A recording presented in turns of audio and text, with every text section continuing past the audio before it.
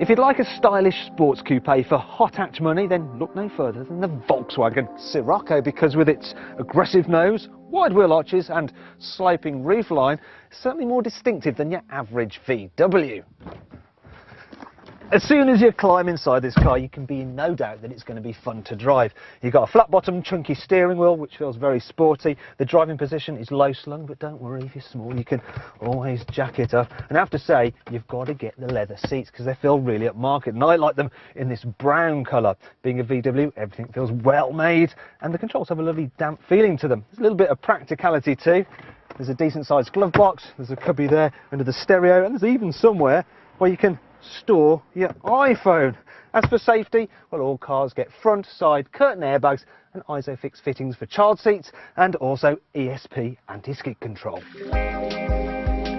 Underneath its swooping bodywork, the Scirocco is pretty much a Golf, only it sits slightly lower and is wider, especially at the back, because it uses the rear axle from the Passat. And these changes combine to create a more sporty driving experience. What I really like about this car is that while it's fun, it's also very relaxing too. And that's because all but the entry-level model come with VW's adaptive chassis control, which uses computer-controlled dampers which constantly adjust depending on the road surface and your driving style to provide the best balance of comfort and handling. Now you can actually override the system, put it into sports mode, which firms everything up and sharpens up the steering and the throttle response, or put it into comfort and things get slackened off, and it's ideal then for just cruising up and down the motorway.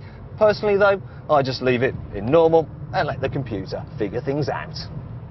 However, while I think the Scirocco handles extremely well, I do think the keenest drivers among you may find a Renault Sport Megane 250 Cup ever so slightly sharper, and that brings me on to this car's downsides. And one is the fact that, you know, for a sports car, the dash is a little bit unimaginative.